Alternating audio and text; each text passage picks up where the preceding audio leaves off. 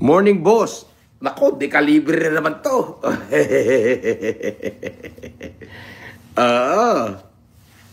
Nako po.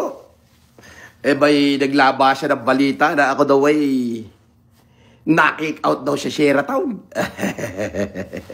Tanga. Tayo na ito mga basher na to. Sari-sari na mga kwento eh. Ako daw ay na-kick out sa Sheraton. Na-kick out daw ako sa hotel at wala daw akong pambayad. Tanga. Apakatanga mo naman. Mamaya i-upload ko yung pagdating ko rito. Kung paano na kahit wala ako rito, ang hotel ay binabayaran ng Newport. Para sa akin, libre. Kaya nga, di ka libre.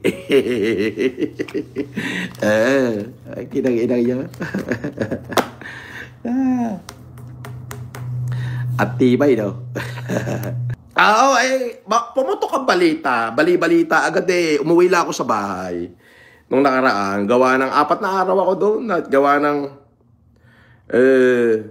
alam mo na, syempre magpapalinis ng swimming pool, maintenance, papalinis ng garden. Syempre, I have to see that. Oo, tapos palaban ng damit, ganon.